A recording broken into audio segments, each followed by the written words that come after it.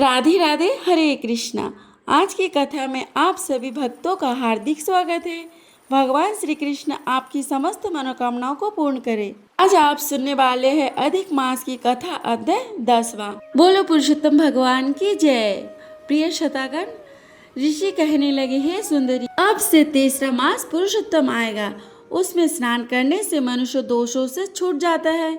इसके तुल्य कार्तिक आदि कोई भी मास नहीं है। सब मास तथा पक्ष और भी पूर्व है। पुरुषोत्तम मास की 16 भी कला के बराबर भी नहीं। 12,000 वर्ष गंगा में स्नान करने से जो फल मिलता है और सिंह से बृहस्पति में गोदावरी गंगा में स्नान करने से जो फल मिलता है, वही फल कहीं भी पुरुषोत्तम मास में एक बार स्नान करने से प्राप्त होता है। यह श्री कृष्ण का प्रिय मास है। इसमें स्नान, दान, जप आदि करने से सब मनोवांछित फलों की प्राप्ति होती है। इसलिए तुम भी पुरुषोत्तम मास की सेवा करो। मुनिराज कन्या को ऐसे वचन कहकर चुप हो गए। श्री कृष्ण कहने लगे, हे अर्जुन, मुनि के वचन सुनकर भावों से प्रेरित होकर वह मोड़ वाला क्रोधित होकर बोली, हे ब्राह्मण, मुझको आपके वचन ठीक नहीं लगे। माघ आदि मास किस प्रकार थोड़ा फल देने वाले हैं और कार्तिक आदि मास को कैसे कम कहते हैं? क्या सेवा किया हुआ वैशाख मास इच्छित फल नहीं देता? तो मलमास सब कर्मों से निंदित है। हे मुनि, सूर्य संक्रांति से रहित मलमास को आप कैसे श्रेष्ठ कह सकते हैं? इस प्रकार क्रोध से कहे हुए ब्राह्मण की पुत्री के वचन सुनकर ऋषि का शरीर जलने लगा और क्रोध से नेत्र लाल हो गए। फिर भी मित्र की कन्या को श्राप नहीं दिया और सोचने लगे कि कन्या मूर्ख है, अपने हित अहित को नहीं जानती। पुरुषोत्तम का महत्व जो बड़े बड़े ज्ञानी भी नहीं जानते, तो कम बुद्धि वाले पुरुष और कन्याओं जैसे कैसे जान सकती है? और यह बिना पिता की कन्या है, दुख रूपी अग्नि से सुलझती हुई है। मेरे अत्यंत उग्र श्राप को कैसे सहन कर पाएगी? ऐसे उत्पन्न हुए क्रोध को दूर करते हुए स्वस्थ होकर व्याकुल कन्या से कहने लगे, तो दुखी और नादान है, इसलिए तेरे पर मेरा कुछ भी कोप नहीं है। जैसे तेरा निर्भय मन में हो वैसा ही कर। और कहता हूँ, तूने जो पुरुषोत्तम मास का अनादर किया है, इसका फल इस जन्म या अगले जन्म में अवश्य होना चाहिए। क्योंकि तेरा पिता मेरा मित्र था, इसलिए तुझको श्राप नहीं देता हूँ कि तू बालिका है और अपने शुभ और अशुभ को नहीं पहचानती। तेरा कल्याण हो, मैं तो नारायण की सेवा में जाता हूँ। श्री कृष्ण कहने लगे कि ऐसे कहकर वह महाक्रोधी तपस्वी मुनि झटपट चले गए और उसी क्षण वह कन्या पुरुषोत्तम के प्रभाव से कांतिहीन हो गई और अपने मन में विचार करने लगी कि तत्काल फल देने वाली पार्वती पति श्री शंकर जी की आराधना करूंगी। ऐसा निश्चय करके अपने आश्रम में जाकर वह कठिन तप करने की इच्छा करने लगे। सूत जी कहने लगे, वह वाला प्रबल मुनि के वचनों को निंदित करता था। बहुत फल वाले विष्णु और सावित्री पति ब्रह्मा को छोड़कर अपने वन आश्रम में केवल शंकर भगवान की सेवा करने लगी। आज की कथा को यहीं पर विराम लगाते हैं। बोले विष्णु भगवान की जय हो, पुरुषोत्तम भगवान की जय हो। आज मैं आपको अठोबरों की कहानी सुना रही हूँ। अठोबरों की इस कहानी को जो कोई भी सुनता है, उसके घर में अन्न धन की कोई भी कमी नहीं रहती। इसकी सारी मनोकामनाएं पूरी हो जाती है। अठोबरों की इस कहानी को जो नियम से सुन लेता है, उसके घर में धन भंडार भर जाते हैं। तो आइए सुनते हैं अठोबरों की कहानी। किसी गांव में एक ब्राह्मण ब्राह्मणी रहते थे। दोनों बहुत गरीब थे। घर में खाने को भी दाने नहीं थे। एक दिन ब्राह्मणी ब्राह्मण से नाराज होते हुए कहने लगी कि सारा दिन घर में बैठे रहते हो, कुछ कमा कर लाओ। तब ब्राह्मण कहने लगा, मैं तो ब्राह्मण हूँ, पंडित हूँ, बस पूजा पाठ करना जानता हूँ, कमाना नहीं जानता। तब ब्राह्मणी कहने लगी, कमाना नहीं आता था तो मुझे क्यों ब्याह कर लाए? अब क्या मुझे भूखा मारोगे? मुझे नहीं पता, तुम्हें कुछ कमा कर तो लाना ही पड़ेगा। अब ब्राह्मण सोचने लगे कि कमाना तो आता नहीं, क्या करूं? फिर भी घर से निकल पड़ा। चलते चलते कहने लगा, राम कमाना ना जानू, राम कमाना ना जानू। उधर राम जी ने देखा कि ब्राह्मण है, मेरी पूजा करता है, व्रत करता है और भूखा प्यासा कमाने के लिए भटक रहा है। तो राम जी सोचने लगे, इसको सहारा ना दिया तो, इसका उद्धार ना किया तो यहाँ भूखा मर जाएगा, फिर कलंक तो मुझी को ही लगेगा। फिर कलयुग में मुझे कौन मानेगा। तो राम जी एक ब्राह्मण का वेश बनाकर उसके सामने आए और पूछने लगे, भाई क्या बात है, इतनी गर्मी दोपहर में क्यों घूम रहा है। तब ब्राह्मण बोला, भाई मैं कमाना न जानूं। ब्राह्मणी कहती है कि कुछ कमा कर लाओगे तभी घर में आना, मैं घर से निकल पड़ा हूँ पर मुझे काम तो कुछ आता नहीं है। तब राम जी जो ब्राह्मण के वेश में थे उसने बोले, भाई कमाना तो मुझे भी नहीं आता पर 8 वो की कहानी आती है। मैंने सुना है कि 8 वो की कहानी जो सुन लेता है उसके घर में अटूट धन के भंडार भर जाते हैं। अगर तुम्हें सुननी हो तो मैं तुम्हें भी सुना दूँ। तो गरीब ब्राह्मण सोचने लगा कि काम धंधा तो कुछ मिला नहीं, कमाना मुझे आता नहीं, चल इसकी कहानी सुनकर ही देख लूँ क्या होता है। अब दोनों एक जगह बैठ जाते हैं। राम जी ब्राह्मण से कहते हैं कि चावल के दाने ले ले, पानी का लोटा ले ले, ढके बर्तन को उखाड़ो, धो को सीधा करो। राम जी ने कही, ब्राह्मण ने सुनी। इतवार, सोमवार, मंगलवार, बुधवार, बृहस्पतिवार, शुक्रवार, शनिवार, 8 वो का असरा भड़पी, हर सांस असरा। इस तरह से राम जी ने कहानी सुनाई। ब्राह्मण ने सुनी तो ब्राह्मण कहने लगा, भाई कहानी तो बहुत अच्छी है, एक बार फिर सुना दे। तो राम जी ने फिर कहानी सुना दी। अब राम जी कहने लगे, भाई अब मैं चलता हूँ, जहाँ तू भी अपना काम धंधा ढूंढ ले। तो इस तरह से राम जी वहाँ से चले जाते हैं। ब्राह्मण सोचता है कि कहानी तो बहुत अच्छा है, मैं तो रोज़ कहा करूँगा। इस तरह से कहानी का नियम ले लेता है। थोड़ी दूर चलता है तो सोचता है कि कहानी किसे सुनाऊं। आगे चलकर देखता है एक किसान खेत में हल चला रहा था। उसके पास जाकर बोलता है, भाई मेरी कहानी सुन ले। तो किसान सोचता है कि इसके साथ कौन अपना समय खराब करे। कहानियों के चक्कर में तो उसने ब्राह्मण की बात ही नहीं सुनी और अपने बैल को लेकर आगे चल दिया। अभी 2 ही कदम चला था कि उसका बैल तो पछाड़ खाकर वहीं बैठ गया। उसने सोचा कि अब खेत तो जोतूंगा नहीं, ऐसा करो उसकी कहानी सुन लूं। उसने ब्राह्मण को आवाज़ लगाई, चल अपनी कहानी सुना। तो ब्राह्मण कहानी कहने लगा, किसान सुनने लगा। उसने कहा, चावल के दाने और पानी का लोटा ले ले, ढके बर्तन को उखाड़े, ओ को सीधा करो। ब्राह्मण ने कही, किसान ने सुनी। इतवार, सोमवार, मंगलवार, बुधवार, बृहस्पतिवार, शुक्रवार, शनिवार, 8 वारों का आसरा भर, पी हर सासरा। इस तरह से ब्राह्मण कहानी कहकर रुक गया। तो किसान कहने लगा, महाराज कहानी तो बहुत अच्छी है, एक बार फिर सुना दो। तो ब्राह्मण ने एक बार फिर वही कहानी सुना दी। जैसे ही कहानी पूरी सुनी उसका बैल उठकर खड़ा हो गया। तब वह किसान खेत में हल जोतने लगा। अभी थोड़ी ही दूर चला था कि उसका हल किसी चीज़ से टकराकर और बहुत ही जोर की आवाज़ हुई। उसने खोद कर देखा तो वहाँ देखा 2 घड़े थे, दोनों में सोने चांदी हीरे मोती भरे थे। देखकर हैरान हो गया। ब्राह्मण देवता से कहने लगा कि ब्राह्मण देवता, यहाँ तो आपकी कहानी का चमत्कार है। उसने एक घड़ा ब्राह्मण को दिया, एक खुद रख लिया। ब्राह्मण धन का घड़ा लेकर आगे चला। आगे उसे कुएं पर पनिहारिन पानी भरती मिली। तो ब्राह्मण उसे कहने लगा कि मेरी कहानी सुन ले। तो पनिहारिन कहने लगी कि तुझे तो कोई काम नहीं है, खाली घूम रहा है, मेरे पास तो बहुत काम है। घर में भूखा पति बैठा है, जाकर रोटी बनानी है, पानी भर कर ले जाना है, मेरे पास समय नहीं है तेरी कहानी सुनने का। उससे कहानी सुनने में मना कर दिया। ब्राह्मण उदास होकर वहीं बैठ गया। पनिहारिन जिस रस्सी से पानी भर रही थी वह एकदम से टूट गई और बाल्टी जाकर कुएं में गिरी। उसने बच्चों को घर भेजा कि जाओ दूसरी बाल्टी ले आओ। अब सोचने लगी कि इतना दूसरी बाल्टी लाते तक खाली समय में क्या करूं, चल ब्राह्मण की कहानी सुन लेती हूँ। तब उसने ब्राह्मण से कहा, चलो अपनी कहानी सुना दो। तो ब्राह्मण कहानी सुनाने लगा। पनिहारिन सुनने लगी। चावल के दाने पानी का लोटा ले लिया, ढके बर्तन को उखाड़ो और दो को सीधा करो। ब्राह्मण ने कही, पनिहारिन ने सुनी। इतवार, सोमवार, मंगलवार, बुधवार, बृहस्पतिवार, शुक्रवार, शनिवार, 8 वारों का आसरा। अरे ओपी हर्षरा, जब पनिहारिन ने कहानी सुन ली तो बड़ा चमत्कार हो गया।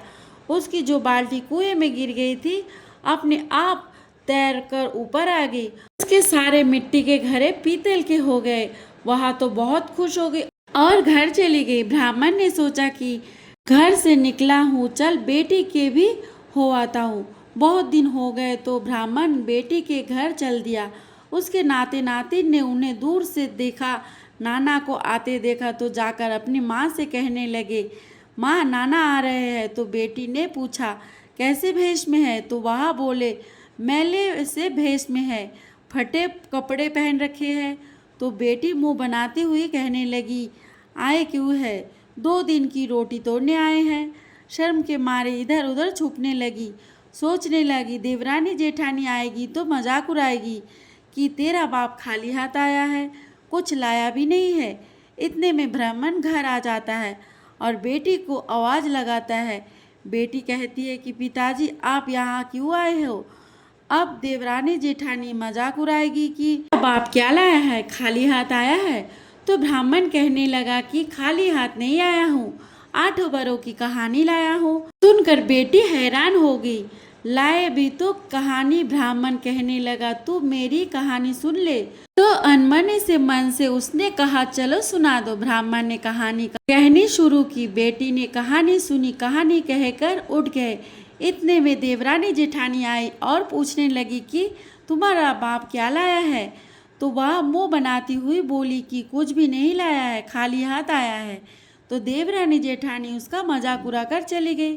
रात हुई, सब सो गए। अगले दिन उठे तो देखा घर में धन हो रहा है, अन्न धन के भंडार भरे पड़े हैं, चावल के गेहूँ ढेर लगे पड़े हैं, मिठाइयों के ढेर लगे पड़े हैं। तो बेटी खूब मिठाइयों के दाने भर भर के बांटने लगी। बांटने चली तो देवरानी जेठानी ने देख लिया और कहने लगी, कल तो कह रही थी कि मेरा बाप कुछ नहीं लाया, आज दाने भर भर के मिठाइयाँ बांट रही है। तो वह कहने लगी कि नहीं, मेरे बाप तो खाली ही आया था, 8 बरों की कहानी लाए थे और उसे सुनी मैंने तो उससे मेरे घर धन के भंडार भर गए। देवरानी जेठानी पड़ोसन सब कहने लगी कि ऐसी कहानी तो हमें भी सुना दो। तब बेटी ने अपने बाप से कही कि मेरी कहानी इन्हें भी, देवरानी जेठानी को भी सुना दो। तब ब्राह्मण ने कहानी कही, उस सबने सुनी। सबके घर में धन के भंडार भर गए, सबके घर में खुशियाँ आ गई। ब्राह्मण देवता थोड़े दिन अपनी बेटी के यहाँ रही, फिर विदा हो लिए। जब अपने घर पहुँचे तो ब्राह्मणी दहलीज पर खड़ी थी। वह बोली, ले आए कमा कर? तब ब्राह्मण बोला, मुझे कमाना नहीं आता, 8 बरों की कहानी लाया हूँ। तब ब्राह्मणी ने सोचा, चलो खाली हाथ नहीं आया, कुछ तो लाया है। तब ब्राह्मण कहने लगा कि मेरी कहानी सुन ले। उसने कहानी कही, ब्राह्मणी ने सुनी। चावल के दाने ले आई, पानी का लोटा ले आई। ब्राह्मण कहानी कहने लगा, ब्राह्मणी कहानी सुनने लगी। ढके बर्तन उखाड़ो, औ को सीधा करो, इतवार सोमवार मंगलवार बुधवार बृहस्पतिवार शुक्रवार शनिवार, 8 बारों का आसरा, बड़ी ओपो का सहसरा। ब्राह्मण ने कहानी कही, ब्राह्मणी ने कहानी सुनी। ब्राह्मणी बोली, कहानी तो बहुत अच्छी है। तब ब्राह्मण कहने लगा, हम रोज कहा करेंगे। ब्राह्मणी रोज 8 बारों की कहानी कहने लगे। 8 बारों की कहानी के प्रभाव से उनके घर में धन ही धन हो गया, अन्न धन के भंडार भर गए, उनकी 7 जन्म की गरीबी मिट गई। 8 बारों की इस कहानी को जो कोई भी सुनता है उसकी सारी मनोकामनाएं पूरी होती है। संतान चाहने वालों को संतान मिलती है, धन चाहने वालों को धन मिलता है, बर चाहने वालों को बर मिलता है और विद्या चाहने वालों को विद्या मिलती है। इस तरह से 8 बारों की कहानी जो कोई भी सुनता है उसकी सारी मनोकामनाएं पूरी होती है। बोले श्री विष्णु भगवान की जय हो, पुरुषोत्तम भगवान की जय हो। शोध जी कहते हैं, हे मुनिवरों, सब पापों का नाश करने वाले और महान पुण्य देने वाले वेंकटेश्वर पर्वत पर जो कृष्ण तीर्थ है उसकी महिमा सुनो। पुराने समय में रामकृष्ण नाम के एक बहुत बड़े मुनि ब्राह्मण थे। वे हमेशा सच बोलने वाले, अच्छे स्वभाव वाले, उत्तम भक्त, सभी जीवों पर दया करने वाले, शत्रु और मित्र दोनों को एक समान देखने वाले, अपनी आत्मा और इंद्रियों को वश में रखने वाले महान तपस्वी थे। वे परम ब्रह्म के ज्ञान में डूबे रहते थे और केवल भगवान के ही सहारे रहते थे। ऐसे महान प्रभाव वाले मुनि रामकृष्ण ने उस तीर्थ में बहुत कठिन तपस्या की। वे अपने पूरे शरीर को बिना हिलाए डुलाए एक जगह स्थिर होकर खड़े रहते थे। वह खड़े खड़े तपस्या करते हुए उन्हें कई साल बीत गए। लंबे समय तक एक ही जगह खड़े रहने के कारण उनके शरीर पर चींटियां या दीमक को भी मिट्टी जैसे जम गई और उसने मुनि की पूरी तरह ढक लिया। फिर भी महान मुनि रामकृष्ण अपनी तपस्या में लीन रहे। उन्होंने उस मिट्टी की कोई परवाह नहीं की। इसके बाद इंद्रदेव ने तपस्या कर रहे उन श्रेष्ठ मुनि पर बादलों की भेजकर बहुत तेज बारिश करवाई। 7 दिनों तक लगातार मूसलाधार बहुत भारी बारिश होती रही। इतनी तेज बारिश होने पर भी मुनि ने अपनी आंखें बंद रखी और सब कुछ सहन कर लिया। तभी बादलों की भारी गड़गड़ाहट के साथ कानों को बहरा कर देने वाली एक तेज बिजली उस मिट्टी के ढेर पर गिरी। बिजली गिरने से वह मिट्टी का ढेर ढह गया। ठीक उसी समय हाथों में शंख चक्र और गदा पद्म धारण किए हुए भगवान विष्णु प्रकट हुए। वे बिंता के पुत्र गरुड़ जी पर सवार थे। उनके गले में पहनी हुई बनमाला उनकी सुंदरता को और भी बढ़ा रही थी। श्री रामकृष्ण इस कठिन तपस्या से बहुत प्रसन्न होकर भगवान इस प्रकार बोले, हे रामकृष्ण, तुम वेद और शास्त्रों के बहुत बड़े ज्ञानी हो और तपस्या के खजाने हो। मेरे प्रकट होने के दिन जो भी मनुष्य इस पवित्र स्थान तीर्थ पर स्नान करता है उसे मिलने वाले पुण्य का वर्णन स्वयं शेषनाग भी नहीं कर सकते। जब सूर्य मकर राशि में हो और पूर्णिमा की महान तिथि पुष्य नक्षत्र के साथ हो तो वह इस तीर्थ में स्नान करने के लिए सबसे उत्तम सर्वश्रेष्ठ माना गया है। जो मनुष्य विशेष दिन कृष्ण तीर्थ में स्नान करता है वह अपने सभी पापों से आजाद हो जाता है और उसकी सारी इच्छाएं पूरी हो जाती है। आज से यह महान तीर्थ संसार में तुम्हारे ही नाम से प्रसिद्ध होगा। ऐसा कहकर भगवान श्रीनिवास विष्णु जी स्वयं वहीं से अंतर्धान हो गए। उस तीर्थ का ऐसा चमत्कारी प्रभाव है कि वह बड़े से बड़े पापों को धो देता है, इंसानों की बुद्धि को पवित्र करता है और इन्हें हर तरह का सुख ऐश्वर्य देता है। ब्राह्मणों, इस प्रकार मैंने आप लोगों को कृष्ण तीर्थ की महिमा सुनाई, जो इसे सुनने वाले और सुनाने वाले दोनों को ही भगवान विष्णु का परम धाम विष्णु लोक को देने वाले हैं।